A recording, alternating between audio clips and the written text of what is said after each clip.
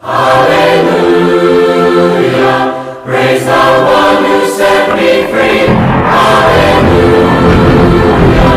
Death has lost its grip on me.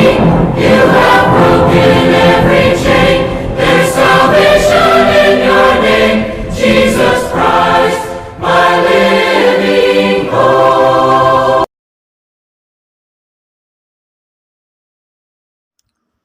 सभी भाई बहनों को शालोम। लोग इतने हिलोरे क्यों खाते हैं?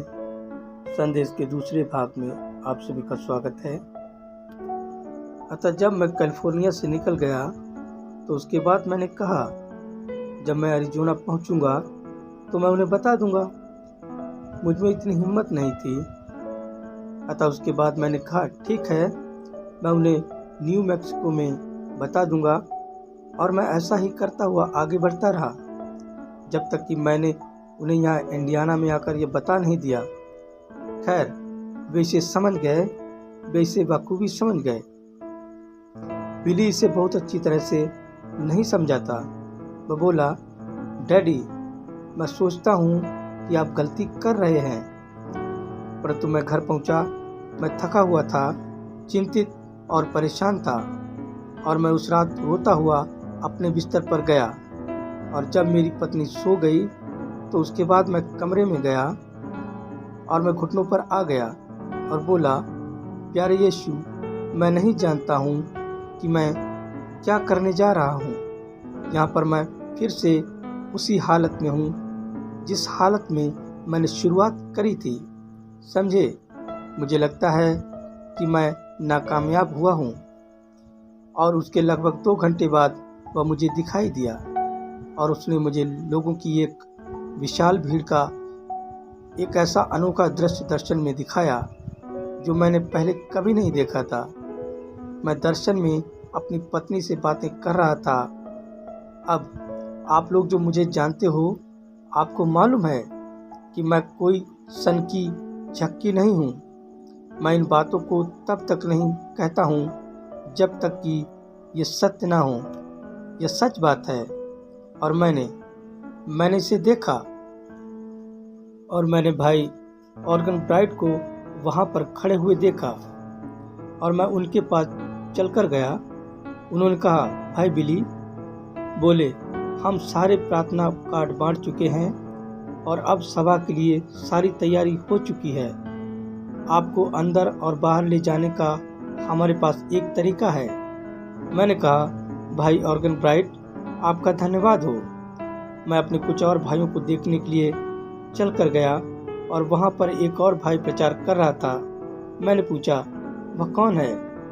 उन्होंने कहा, उन्होंने ही उसे खड़ा किया है। और मैंने कहा, ये उन्होंने कौन है? और वे बस पीछे मुड़े और चलते बने। और शायद उस पुरुष ने सभा को रुखसत कर दिया था और उन सब को जाने दिया था। और मैं बोला, ओह, उसे ऐसा नहीं करना चाहिए क्योंकि कोई ऑल्टर कॉल तो करी ही नहीं गई है।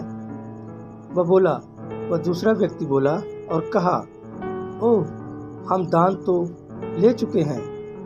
मैंने कहा, कब से मसीह के सामने प्राणों से ज़्यादा दान महत्वपूर्ण हो गया है, समझे? और इसके बाद प्रभु का दूत मुझे बाहर ले गया और वह मुझे एक असल उज्जवल जलधारा के पास ले गया। वह बहुत ही खूबसूरत नीला नीला पानी था और बड़ी बड़ी मछलियाँ उसमें चारों ओर तैर रही थीं। उसने कहा, मैं तुझे एक मछुआरा बनाऊंगा। और उसने कहा, अब तू अपनी बंसी पानी में डाल। जब तू ऐसा करे तो पहली बार इसे हौले हौले खींचना, अगली बार बस हल्का सा झटका देना, बहुत ज़्यादा जोर से मत खींचना। और उससे अगली बार पकड़ने के लिए अपने कांटे को सेट करना। और मैंने शुरुआत करी। मैंने अपनी बंसी पानी में डाली, मैंने उसे खींचा। हर कोई आनंद से भरकर चिल्लाने लगा और कहने लगा, वह तो अद्भुत शानदार है, वह तो अद्भुत शानदार है। मैं बहुत ही ज़्यादा उत्साहित हो उठा और अगली बार मैंने उस पर जोर से झटका मारकर उसे बाहर खींचा मैंने मछली तथा सबको पानी से बाहर खींचा, परंतु जब ऐसा किया गया तो यह बस एक छोटी सी ही मछली थी, और यह तो सिर्फ चारे के ही साइज की थी, और मेरी डोर भी पूरी तरह से उलझ गई थी, और मैं अपनी डोर को सुलझाने में लगा हुआ था। और वह पुरुष जो मेरे पीछे बातें कर रहा था चलकर मेरे सामने आ गया। उसने फलस्तीनी पहरावा पहना हुआ था और उसके सिर पर एक पगड़ी थी। उसने सफ़ेद अंगरखा पहना हुआ था। वह बोला, भाई ब्रैनम, यह ऐसा ही है। मैंने कहा, मैं जानता हूँ कि मैंने इसे सही से नहीं किया है।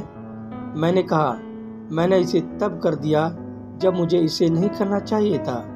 वह बोला, इस प्रकार के समयों में अपनी डोर उलझाए हुए मत रखो। और मैंने कहा, खैर, मैं तो इसे उतना ही सीधा चला रहा था जितना कि मैं चला सकता था। मैं बहुत ही सावधान रहूँगा। और वह बोला, अब पहली बार जब मैंने तुमसे बात करी तो तुमने अपने हाथ लोगों के ऊपर रखे और उन्हें बताया कि उनके साथ क्या गड़बड़ है। और दूसरा खिंचाव यह है, जब तुमने ऐसा किया तो तुमने लोगों के हृदय के गुप्त भेदों को बता दिया, और मैंने तुम्हें लोगों के सामने एक भविष्यदर्शी बनाया। परंतु तुम तो हमेशा ही इसके बारे में समझाने की कोशिश में लगे रहते हो। तुम्हें ऐसा नहीं करना चाहिए। बोला, तुमने तो इसका सार्वजनिक तमाशा ही बना डाला है। मैंने कहा, मुझे बहुत ही ज़्यादा अफसोस है।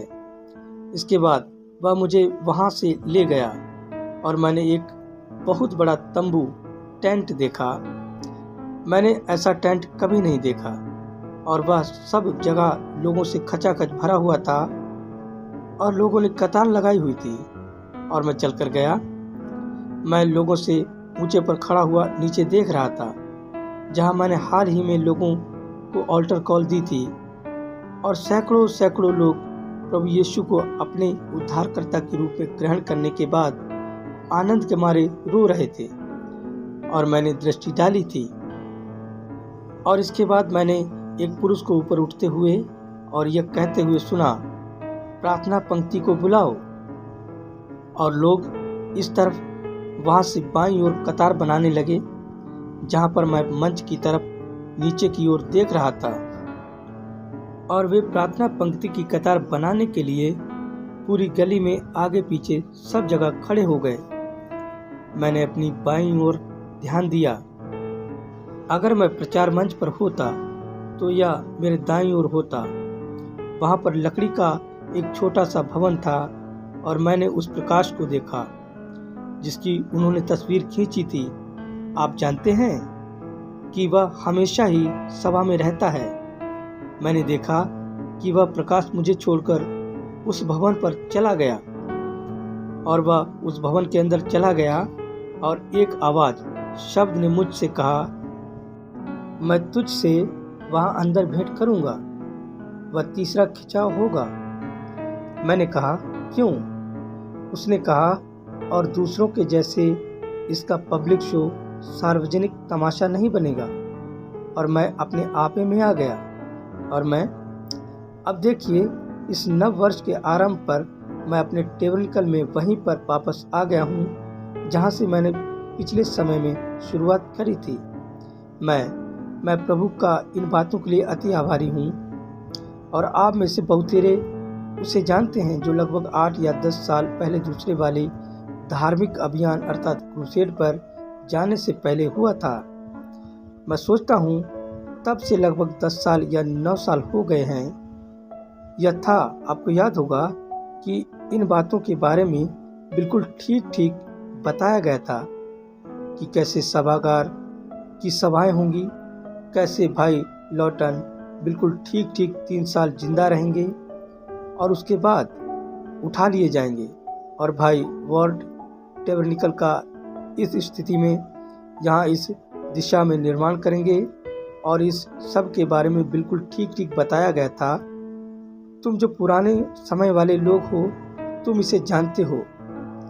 यह बिल्कुल ठीक उसी रीति से हुआ, और वैसे ही यह होगा, क्योंकि यह खुदा यूं फरमाता है वाला वचन है और आप जान जाएंगे।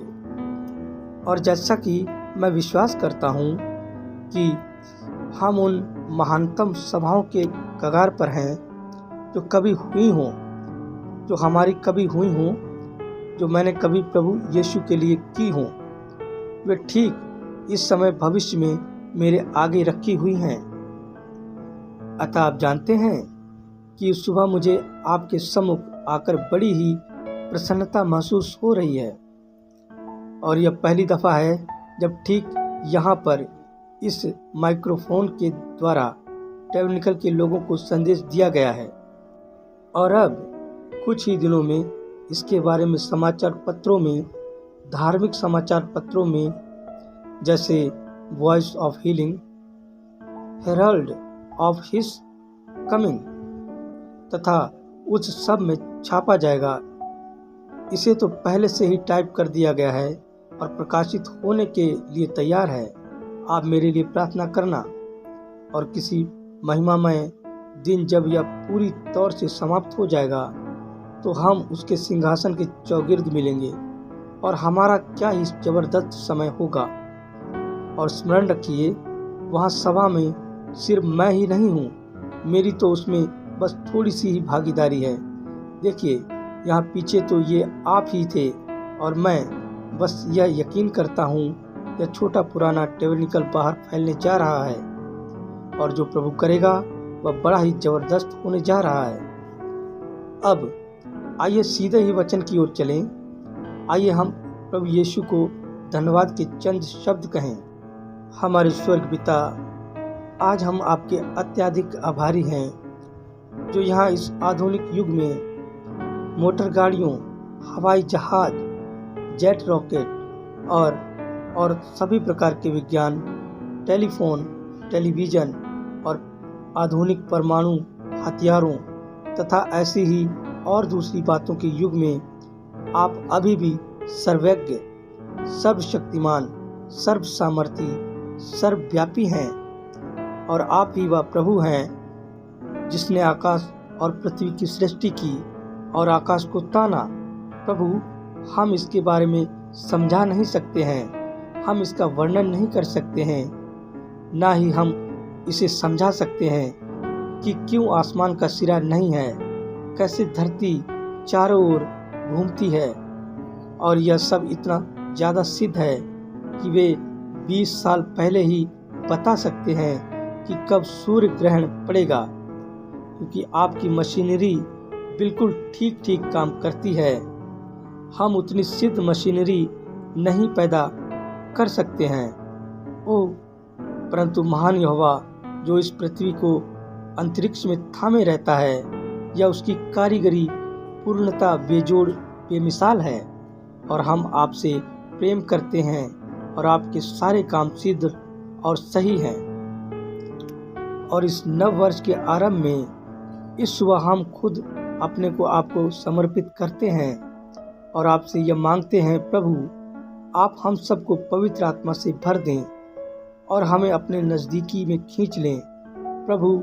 और यह होने पाए कि आपकी युगानुयुगी बाहें हमारे चारों ओर रहें और हमें थामे रहें, क्योंकि दिन तो झंझोर देने वाले और अंधकार भरे हैं, परंतु भोर का तारा ही मार्ग में अगुवाई कर रहा है। प्रभु, हम तो पीछे पीछे चलेंगे, जहाँ कहीं वह मेरी अगुवाई करेगा मैं उसके पीछे पीछे चलूँगा, चाहे यह हो कुछ पानियों से होकर, कुछ बाढ़ से होकर, कुछ गहरी आजमाइशों से होकर, परंतु इन सब में लहू से होकर।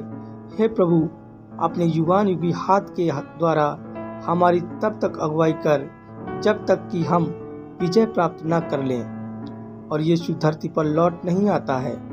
पाप, बीमारियों और दुख मुसीबतों का अंत हो जाएगा और हम आपके साथ इस महिमामय सहस्राब्दी में रहेंगे। हम उस महान दिन के लिए ललायित हो रहे हैं। प्रभु यीशु, आज आप अपने वचन के पास आएं, इसके अंदर घुस जाएं। उन होठों का जो बोलते हैं और उन हृदयों का जो सुनते हैं खतना करें और होने पाए बीज हृदयों में जाकर गिरे, जहाँ पवित्र आत्मा ही उसे बो डाले और 100 गुना फल उपजाए। हम इसे यीशु के नाम में मांगते हैं, आमीन। अब प्रभु ही आपको आशीष दे और आपकी सहायता करे। जबकि अब हमने वचन पर शिक्षा देने के लिए ठान लिया है। यदि मुझसे संभव हो सका तो मैं कोशिश करूंगा कि यहाँ इस संडे स्कूल के पाठ पर आपको बहुत ज़्यादा देर तक ना रोक कर रखूं, क्योंकि इसके तुरंत बाद ही हमें बीमारों के लिए प्रार्थना करने हेतु चंगाई सभा करनी है। हमारा प्रभु यीशु हमारे प्रति कितना ज़्यादा अनुग्रहकारी रहा है। मैं बस भाई नेविल से बातें कर रहा था, मैं भूल गया था। मेरा मानना है कि भाई कॉक्स हमारे साथ तब थे जब हमने एक बार यहाँ चार्ल्स टाउन में एक कम उम्र की माँ के लिए जो पलंग पर मर रही थी प्रार्थना करी थी। उसकी यही आखिरी आशाएं थीं। कैंसर ने उसे खा डाला था और प्रभु ने बड़ी ही शानदार रीति से और चमत्कारिक रीति से उस कम उम्र की स्त्री को चंगा किया था। और उसका एक भाई छोटा जूनियर कैश एक प्रचारक है और वह आज बाहर सुसमाचार का प्रचार कर रहा है और बीमारों के लिए प्रार्थना भी कर रहा है। उसकी अभी हाल में यहाँ हेनरी विले में एक बड़ी बेदारी सभा हुई थी और भाई नेविल बस मुझे बता रहे थे कि कैसे छोटा भाई जूनियर आगे बढ़ता चला जा रहा है। हम इसके लिए अति आनंदित हैं। देखिए, अपनी रोटी जल पर डाल दे और किसी दिन वह तेरे पास लौट आएगी। आप सही बीज बोएं और आप सही फसल काटेंगे। अगर आप गलत बीज बोते हैं तो आप गलत फसल ही काटेंगे। प्रभु आप सभी को आशीष दें। लोग इतने हिलोरे क्यों खाते हैं? संदेश का तीसरा भाग आप सभी के सम्मुख जल्दी प्रस्तुत किया जाएगा। जय मसीह की।